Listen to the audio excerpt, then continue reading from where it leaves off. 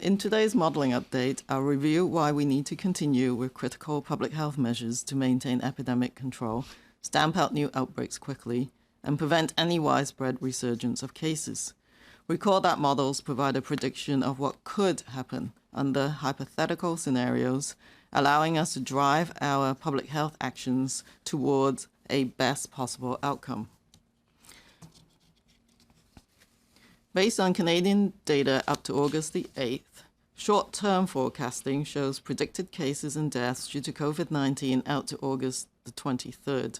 The graph on the left shows the predicted number of cases could be in the range of 121,650 to 127,740 by August the 23rd.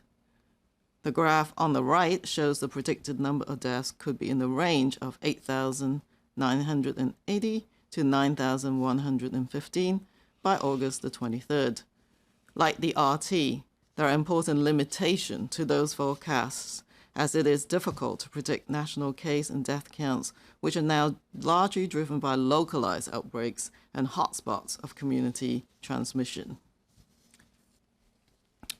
Just to say, for those of you who are looking at today's numbers, they're tracking along that black dotted line in the middle of that range of estimates. Slide 13.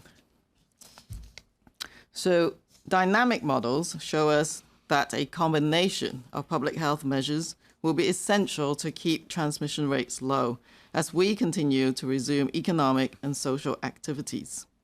Lifting restrictive public health measures, like school and business closures, without strengthening these other controls will likely cause the epidemic to rebound.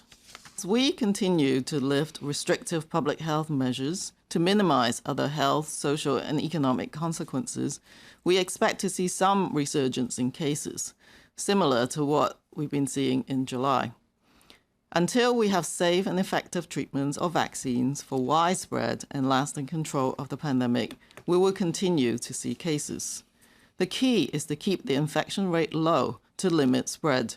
This is what we mean when we say we're striving for a relatively slow burn to keep epidemic growth under control at all times.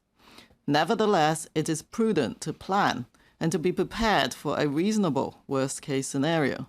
This type of scenario could include a large fall peak, followed by ongoing peaks and valleys in which resource demands intermittently exceed the health and/or public health system's capacity to manage. Continuing to build up capacity across our health, public health, and laboratory systems, while urging all Canadians to continue with public health practices, will give us the best chance of keeping the epidemic on a slow burn, while preparing us in the event of a need to rapidly ramp up response measures for a possible larger resurgence.